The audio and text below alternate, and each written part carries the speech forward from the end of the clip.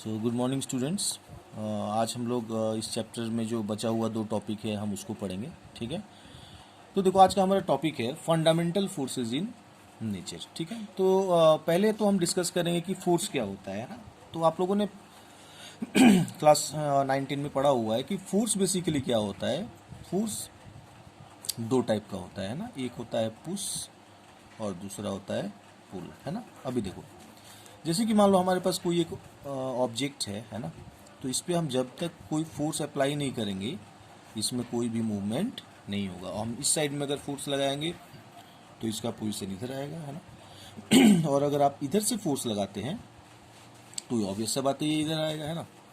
तो ये तो हो गया हमारा कुछ बेसिक कंसेप्ट फोर्स का, है ना। लेकिन आप देखो कि यहाँ पे हम लोगों ने फोर्स को 4 कैटेगरी में डिवाइड किया है और हम यहाँ पे ये डिस्कस करेंगे, यहाँ पे हम ये डिस्कस करेंगे कि हमारा ये जो फोर्सेस है ना, जो हमारे पास ये 4 फोर्सेस हैं वो कैसे नेचर में एग्जिस्ट करता है।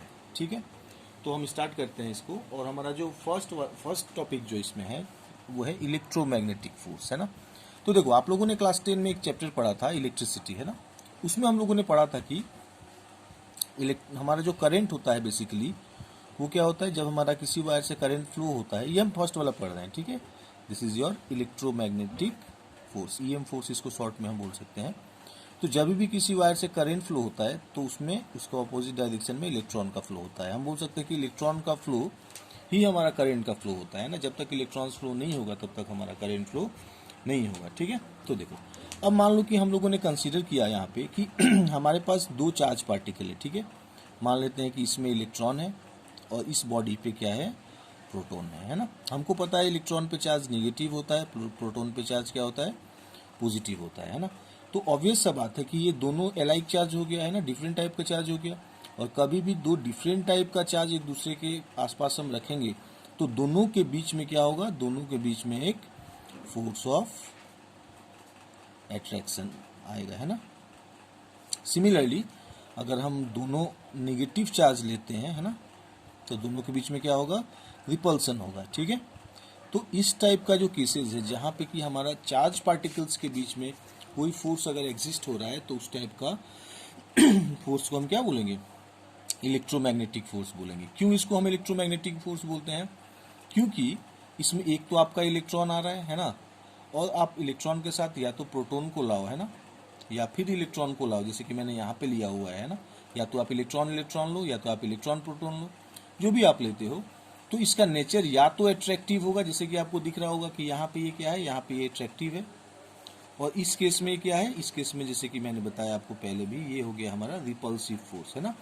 तो आप लोगों ने देखा होगा मैग्नेट के केस में भी होता है। आप मैग्नेट में नॉर्थ नॉर्थ को अगर एक साथ रखते हो तो क्या होता है, सेम पोलैरिटी को रखते हो तो रिपल्सन होता है। डिफरेंट पोलैरिटी को एक साथ रखोगे, नॉर्थ साउथ या साउथ नॉर्थ जो भी हो, तो उसमें क्या होगा, हमारा अट्रैक्शन होगा। तो इस टाइप का फोर्स को हम क्या बोलते हैं, इसको हम बोलते हैं इलेक्ट्रोमैग्नेटिक फोर्स। ठीक है, समझ में आ गया होगा आई थिंक। नेक्स्ट हमारा टॉपिक है सेकेंड, वो है ग्रेविटेशनल फोर्स। ठीक है, नेक्स्ट हमारा क्या है, ग्रेविटेशनल फोर्स। तो देखो आप ग्रेविटेशनल फोर्स आप सभी को मालूम है कि हमारा ये मान लो अर्थ है ना। ठीक है, ये हमारा क्या है, अर्थ सपोज। ठीक है, और अर्थ हमको हर एक ऑब्जेक्ट को, हम ही को नहीं, क्या होता है, अपने ओर अट्रैक्ट करता है with some value which is G. और इसका वैल्यू कितना होता है, इसका वैल्यू होता है 9.8 मीटर पर सेकेंड स्क्वायर, है ना। तो अर्थ क्या करता है हमको, अर्थ हमको एक एक्सेलरेशन ड्यू टू ग्रेविटी से हमेशा अपने साइड में अट्रैक्ट करता है। जैसे मान लीजिए कि मैं यहाँ पे खड़ा हूँ, ठीक है, तो अब मुझे क्या होगा, मुझे अर्थ अपने साइड में अट्रैक्ट करेगा, है ना। और ऑब्वियस सा बात है, जब कोई भी एक ऑब्जेक्ट दूसरे ऑब्जेक्ट को अट्रैक्ट करेगा तो उसके ऊपर वो एक फोर्स क्रिएट करेगा, है ना। Without creation of force attract करना पॉसिबल नहीं है। ठीक है, तो इस दोनों के बीच में जो फोर्स क्रिएट होगा उसको हम क्या बोलते हैं, ग्रेविटेशनल फोर्स बोलते हैं, है ना।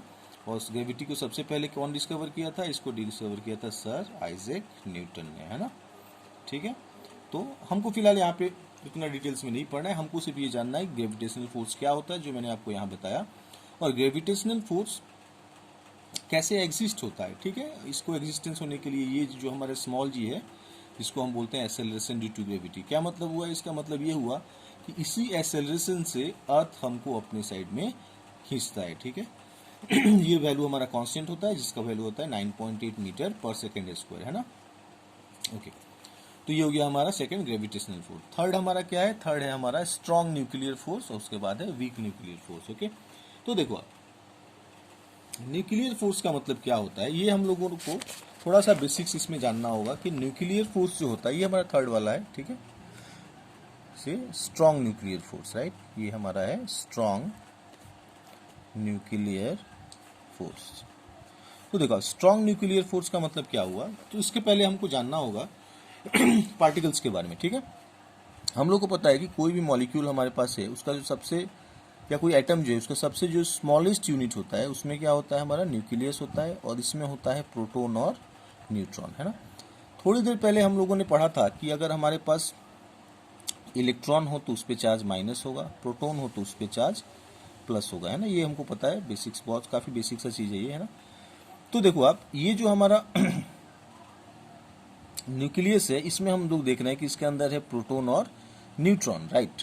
हमको पता है कि प्रोटॉन पे प्लस होता है, इलेक्ट्रॉन पे माइनस होता है और न्यूट्रॉन पे कोई चार्ज नहीं होता है, इस पे होता है नो चार्ज, ये न्यूट्रल होता है ना। लेकिन आप देखो एक चीज़ ऑब्जर्व करने की यहाँ पे बात है कि ये एक न्यूट्रल है ना, और दूसरे पे प्लस चार्ज है, लेकिन फिर भी ये दोनों एक साथ न्यूक्लियस में रहता है ना। मतलब क्या हुआ, मतलब ये हुआ कि इस दोनों के बीच में ना तो कोई अट्रैक्शन है ना तो कोई रिपल्सन है, तो फिर भी ये कैसे एक दूसरे के साथ अटैच है ना, यहाँ पे अटैच होके है, ठीक है। तो हम बोलते हैं कि इसके अंदर एक फोर्स काम कर रहा है जिसको हम बोलते हैं स्ट्रॉन्ग न्यूक्लियर फोर्स, ठीक है। क्या बोलेंगे इसको हम? Strong nuclear force. मतलब क्या हुआ, अगर कोई बोले आपको कि आप स्ट्रॉन्ग न्यूक्लियर फोर्स को डिफाइन करो, तो कैसे डिफाइन करोगे आप? आपको बोलना होगा कि strong nuclear force is the force, okay, which can bind the protons and neutrons inside the nucleus, ठीक है। न्यूक्लियस में वो फोर्स जो कि प्रोटॉन और न्यूट्रॉन को एक साथ बाइंड करके रखता है। क्यों बाइंड करके रखता है भाई? क्योंकि प्रोटॉन पे तो प्लस चार्ज है, न्यूट्रॉन पे नो चार्ज है ना। तो अगर इस पे मीन्स अपोजिट चार्जेस होता तो इसमें हमको कोई स्पेशल एक फोर्स का जरूरत नहीं था, क्योंकि वो नेचुरली प्लस और माइनस एक दूसरे को अट्रैक्ट करके बाइंड करके रखता है ना। लेकिन क्योंकि यहाँ पे क्या हो रहा है, यहाँ पे एक न्यूट्रल है और एक पे क्या है, प्लस चार्ज है, ठीक है। तो इसके वजह से इसके अंदर एक फोर्स काम कर रहा है जिसको हम बोलते हैं स्ट्रॉन्ग न्यूक्लियर फोर्स, ठीक है। नेक्स्ट हम देखते हैं, नेक्स्ट है हमारा वीक न्यूक्लियर फोर्स। नेक्स्ट क्या है हमारा? Weak nuclear force. तो देखो आप वीक न्यूक्लियर फोर्स का मतलब क्या होता है और इसको हम कैसे समझेंगे, है ना।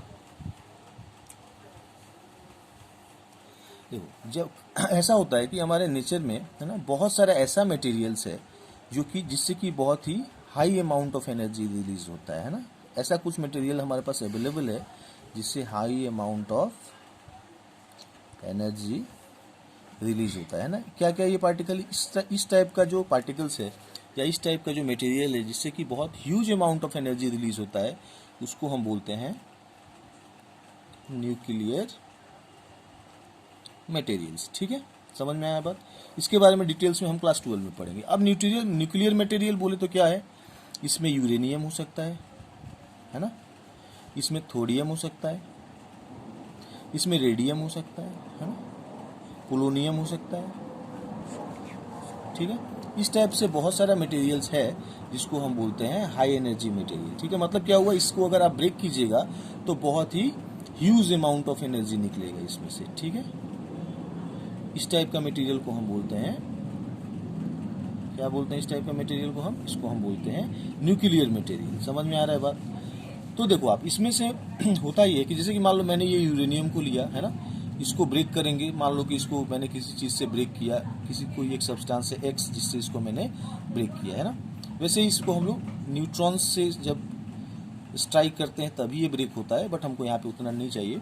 हमने लिया यूरेनियम, उसको किसी एक्स चीज़ से ब्रेक किया, तो क्या होगा, जैसे मैंने बताया ह्यूज अमाउंट ऑफ एनर्जी होगा। तो यहाँ पे क्या होगा, यहाँ पे suppose huge amount of energy, मैंने शॉर्ट में लिखा है इसको, प्लस इसके साथ ये एनर्जी के साथ साथ, है ना, यहाँ से कुछ पार्टिकल्स निकलेगा, है ना। ये जो पार्टिकल्स है ये बेसिकली अल्फा पार्टिकल हो सकता है, बीटा पार्टिकल हो सकता है और गामा पार्टिकल हो सकता है, ठीक है ना। मतलब कहने का ये हुआ कि ये जो हमारा मटेरियल था इसको हम लोगों ने स्ट्राइक किया किसी चीज़ से या तोड़ने का कोशिश किया, तो बहुत ही ज़्यादा एनर्जी निकला और कुछ पार्टिकल निकला, जैसे कि हमारा अल्फा पार्टिकल हो सकता है, बीटा पार्टिकल हो सकता है और गामा पार्टिकल हो सकता है, ठीक है। अब देखो इसमें करना क्या है ना, और इसको कैसे समझेंगे, है ना। ये जो हमारा बीटा पार्टिकल है, समझ में आया बात, और ये जो अल्फा पार्टिकल है, ये जो गामा पार्टिकल है, ये कहाँ से निकला है, ये हमारा निकला है ये मटेरियल से, है ना।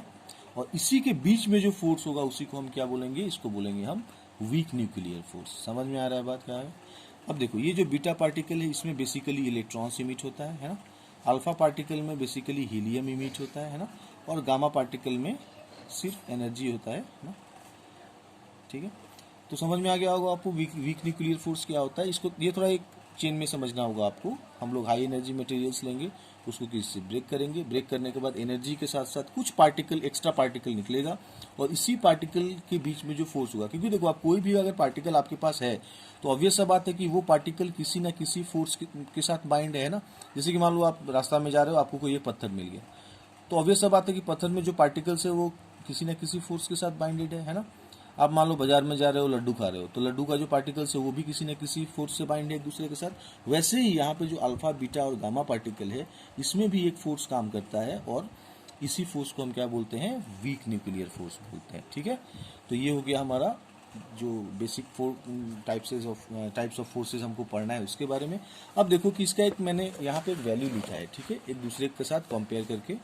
ये हमारा वीक का इतना होता है, स्ट्रॉन्ग का इतना होता है, ग्रेविटेशनल का इतना होता है, इलेक्ट्रोमैग्नेटिक फोर्स का ये होता है। ये देखो ये वैल्यू जो है ये एक रिलेटिव स्ट्रेंथ है। जैसे कि मान लो अगर कोई क्लास में 3 स्टूडेंट्स हैं, तो मैं अगर बोलूँ कि एक स्टूडेंट है जो कि पढ़ाई में सबसे अच्छा है, और उसको मैं बोल रहा हूँ कि उसका वैल्यू मैंने मान लिया 1 है ना, जो सबसे इंटेलिजेंट है, ओके।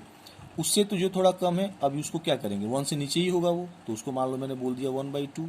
वैसे ही उससे भी थोड़ा जो वीक है उसको मैंने बोल दिया 1/3। तो इसी हिसाब से ये एक रिलेटिव स्ट्रेंथ है फोर्स का। ये फोर्स देखो, ये जो आपका वैल्यूज मैंने यहाँ लिखा है, यहाँ अगर इसको आप ध्यान से देखोगे तो आपको पता चलेगा कि इसमें सबसे बड़ा वैल्यू कौन सा है, ये सबसे बड़ा वैल्यू है, और सबसे छोटा वैल्यू कौन सा है इसमें, ये सबसे छोटा वैल्यू है, ठीक है। मतलब सबसे अगर पूछा जाए कि इस चारों में सबसे स्ट्रॉन्गेस्ट फोर्स कौन सा है, तो आप बोलोगे कि स्ट्रॉन्ग न्यूक्लियर फोर्स, और सबसे वीकेस्ट कौन सा है, तो कौन सा होगा, ग्रेविटेशनल फोर्स होगा, ठीक है। ये एक रिलेटिव चार्ट है, फाइन, ओके। तो हम अपने नेक्स्ट टॉपिक की ओर आगे बढ़ते हैं, है ना। तो इस चैप्टर का हमारा ये लास्ट टॉपिक है, इसको अभी हम पढ़ेंगे। तो नेक्स्ट हमारा टॉपिक जो है वो है लॉज ऑफ कंजर्वेशन, ठीक है,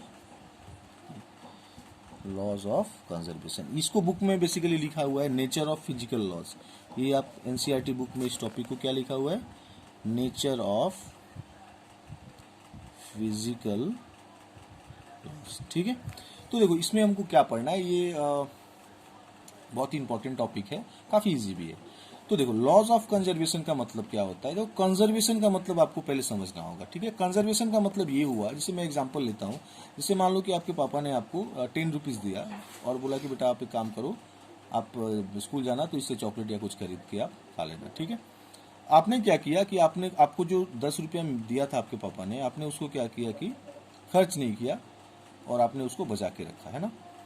फिर आपको नेक्स्ट डे भी मिला, 2 दिन मिला, 3 दिन मिला, आपको रोज 10 रुपीज़ करके मिल रहा है ना। मैंने आपको पूछा कि आपके पाप को जो 3-4 दिन से पैसा मिल रहा है, आपने उस पैसा को क्या किया, तो आपने बोला कि सर मैंने उसको कंजर्व किया, है ना। तो कंजर्व का मतलब ये होता है कि पैसा आपको कहाँ से मिला, आपके पापा ने आपको पैसा दिया, आप स्टूडेंट हो मान लो, ये आपके पापा हैं, तो आपके पापा ने आपको पैसा दिया, है ना। ये पैसा क्या हुआ, ये पैसा को आपने सेव कर लिया, है ना। सेव करने का मतलब ये आपके पास से लॉस नहीं हुआ, आपके पापा ने आपको पैसा को दिया और आपने उस पैसा को सेव किया, है ना। तो सेव करने का मतलब ही होता है कंजर्व करना, है ना। मतलब इसमें ट्रांसफर तो हो सकता है एक जगह से दूसरी जगह पर, लेकिन कभी भी ये लॉस नहीं हो सकता है। आई थिंक आपको समझ में आ गया होगा कंजर्वेशन का मतलब। अभी देखो आप कंजर्वेशन लॉज बहुत सारा है, laws of conservation of mass है, laws of conservation of energy है, laws of conservation of momentum है। इस टाइप से हर एक फिजिक्स का जो फेनोमेनन है उसको हम लोग कंजर्व कर सकते हैं। आपके सिलेबस में जो पढ़ना है ना, वो पढ़ना है laws of conservation of energy, ठीक है, और laws of conservation of mass. तो laws of conservation of energy, ठीक है। तो इसका स्टेटमेंट ना ध्यान से सुनो।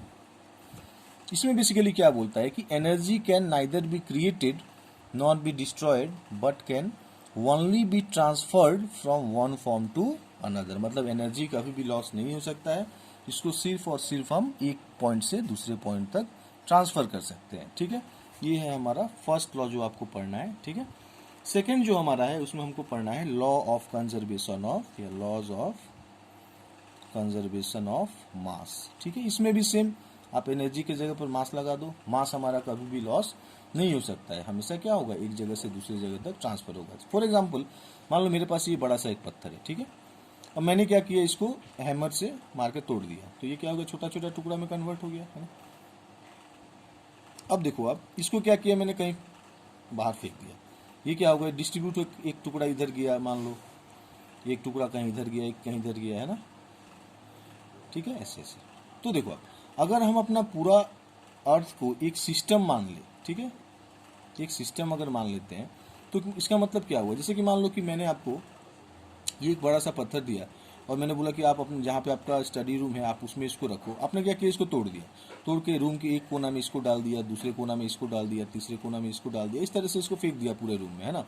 लेकिन मैं अगर आके आपका रूम का टोटल मास को अगर चेक करूँ, तो आपने जब पत्थर को नहीं तोड़ा था तो आपका रूम का जितना मास होगा या जितना टोटल एनर्जी होगा, इसको ब्रेक करने के बाद भी एनर्जी सेम ही होगा, क्योंकि आपने जब इसको तोड़ा तो आपने इसको रूम के बाहर नहीं फेंका, आपने क्या किया, इसको रूम के अंदर में ही रखा, है ना। मतलब ये हुआ कि ये सिर्फ ट्रांसफर हो सकता है, ठीक है। चाहे आप law of conservation of energy को पढ़ो या मास को पढ़ो या law of conservation of momentum भी है ना। तो ये सब बेसिक लॉज है, इसमें हमको बस इतना ही पढ़ना है कि कभी भी एनर्जी या मास लॉस नहीं होता है, ये हमेशा एक पॉइंट से दूसरे पॉइंट तक सिर्फ और सिर्फ ट्रांसफर हो सकता है ना। कभी भी यूनिवर्स में हमारा कोई चीज़ लॉस नहीं होता है, सिर्फ उसका फॉर्म चेंज होता है, समझ रहे हैं आप। उसका सिर्फ आप फॉर्म को चेंज कर सकते हो, लेकिन उसको कम्प्लीटली लॉस नहीं कर सकते, ओके। तो देखो आप, इसी के साथ ये हमारा जो चैप्टर है, फर्स्ट चैप्टर जो है क्लास 11 का, ये कंप्लीट हो गया। इसके लिए मैंने आपको जो PDF भेजा आप उसको पढ़िए, और साथ ही साथ मैं आपको कुछ क्वेश्चंस दूंगा, आपको उस क्वेश्चंस को प्रैक्टिस करना है ना, और प्रैक्टिस करके मुझे दिखाना है। देखो ये जो चैप्टर है, हम लोगों को फिजिक्स कैसे पढ़ना है आगे, ये हमको सिर्फ ये बताता है ना। इसमें कोई खास फिजिक्स इन्वॉल्व नहीं है, हमको कुछ बेसिक लॉज और ये सब पढ़ना है सिर्फ, ठीक है। ओके, सो फिर नेक्स्ट वीडियो में मिलते हैं, तब तक आप इसको अच्छा से रिवाइज कीजिए, और कुछ समझ में नहीं आए तो मुझे मैसेज कीजिए, ओके। Thank you.